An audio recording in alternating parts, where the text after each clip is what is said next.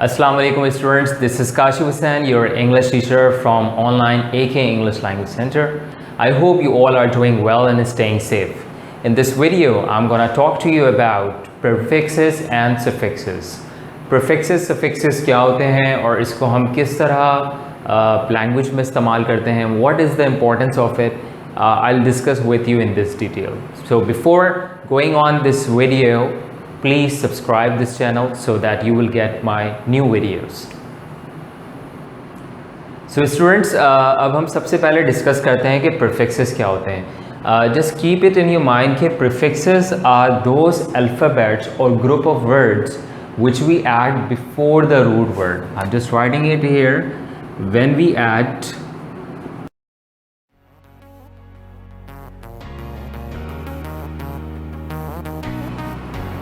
So students, अब हम सबसे पहले डिस्कस करेंगे कि व्हाट आर प्रीफिक्सेस. ठीक है, तो पहले हम डेफिनेशन पढ़ लेते हैं.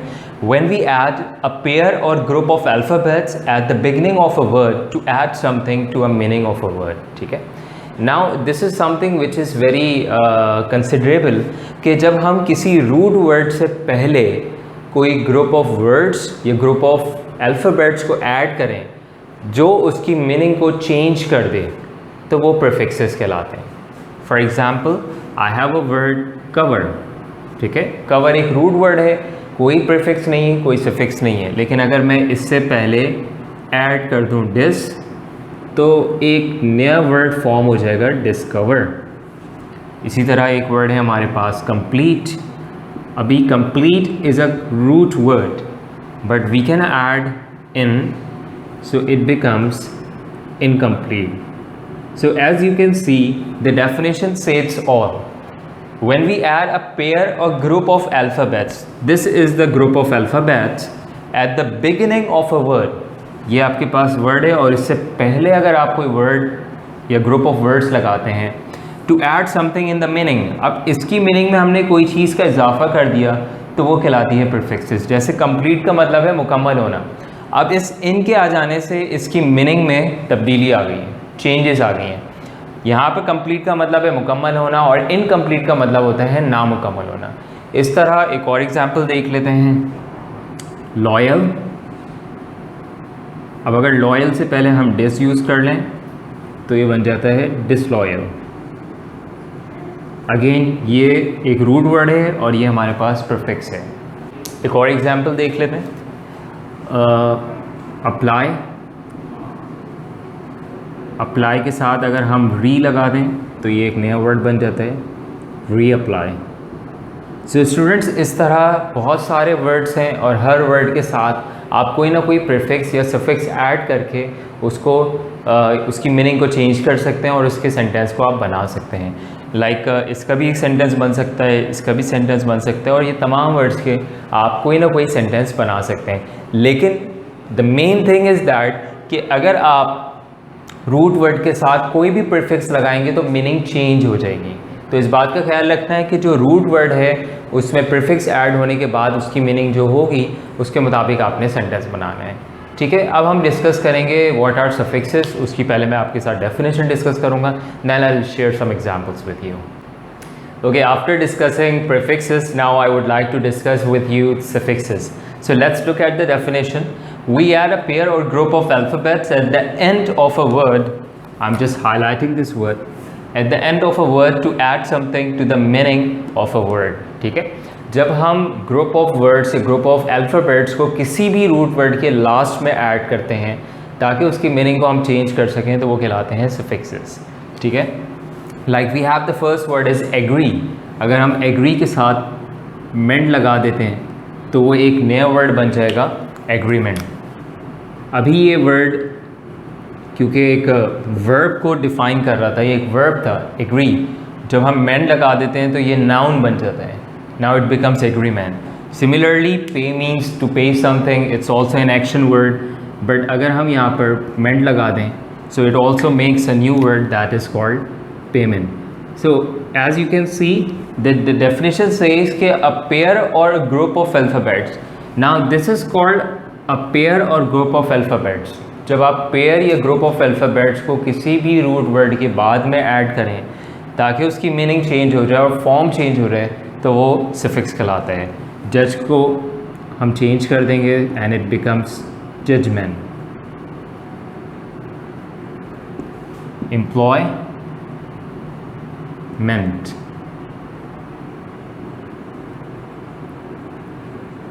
अच्छा सफिक्स, जिस तरह प्रीफिक्सेस काफ़ी सारे हैं वैसे सफिक्सेस की तादाद भी अनकाउंटेबल है। बहुत सारे सफिक्सेस हैं जो कि आप यहाँ पर इस्तेमाल कर सकते हैं। जैसे काइंड के साथ मैं मेंट नहीं लगा सकता, बट यहाँ पर हम नेस्ट लगा सकते हैं, NESS, and it will form a new word that is called kindness. Soft, यहाँ पर भी नेस्ट का वर्ड नहीं आएगा, नेस्ट का वर्ड आएगा। We can not use ment here and it becomes softness. Now I would like to share some more examples with you by using prefixes and suffixes. So I hope you have understood the prefixes and the suffixes definition, which is very important for you, क्योंकि exam point of view के हिसाब से भी आपसे different questions किए जाएंगे और MCQs में basically आपसे सवाल किया जाएगा कि कोई भी आपको इस तरह word दे देंगे और आपसे पूछा जाएगा कि can you tell us what is the right suffix of it. अब एग्री के साथ एज आई जस्ट मेंशन कि यहाँ पर आप सिर्फ मेंट यूज़ कर सकते हैं, आप इसके साथ नेस का सफिक्स यूज़ नहीं कर सकते। So you need to study many words so that you come to know what are the right and suitable words to add with the root word. Now I am gonna share with you some more examples in collection of prefixes and suffixes. Okay, now I have written few words और in words के साथ ऊपर वाले column में हम prefixes add करेंगे और नीचे वाले कॉलम में हम सफिक्सेस ऐड करेंगे। So we have a first word like, इसके साथ हम प्रीफिक्स लगा सकते हैं dis and it will become dislike.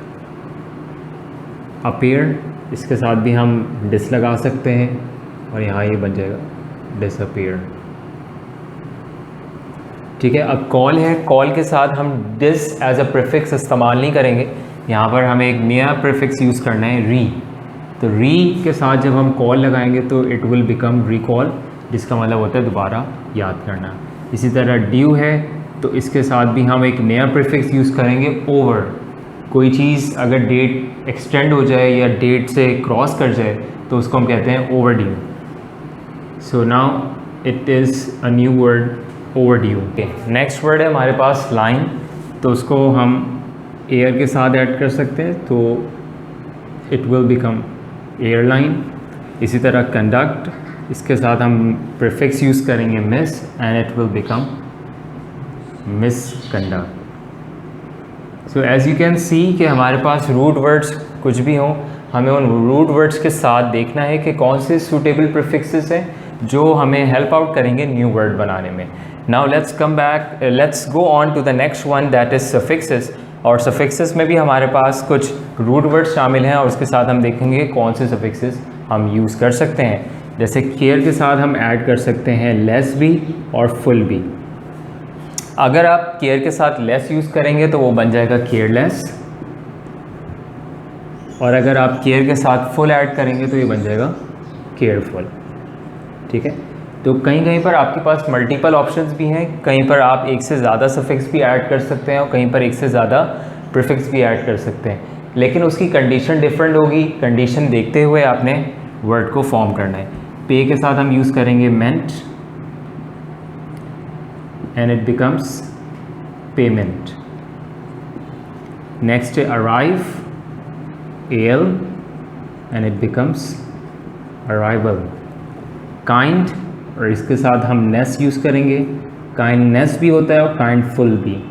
अगर हम नेस के साथ इसको ऐड करेंगे तो ये बन जाएगा काइंडनेस, और इसी तरह फुल के साथ ऐड करेंगे तो ये बन जाएगा काइंडफुल। सॉफ्ट, अगेन इसके साथ हम नेस यूज़ कर सकते हैं और ये बन जाएगा सॉफ्टनेस। इरेज, यहाँ पर हम एक नया सफिक्स यूज़ करेंगे एबल, और ये बन जाएगा erasable. So students, as you can see कि मैंने रूट वर्ड्स को देखते हुए सफिक्सेस को ऐड किए हैं, और सफिक्सेस को ऐड करने के बाद हमने कुछ न्यू वर्ड्स को फॉर्म कर लिया। I want you to do practice of this complete topic, and in the description I am going to share with you some practice worksheet so that you can do this practice at your home. And if you have any question related to prefixes and suffixes, you can ask me in the WhatsApp group, or you can text me directly on my number.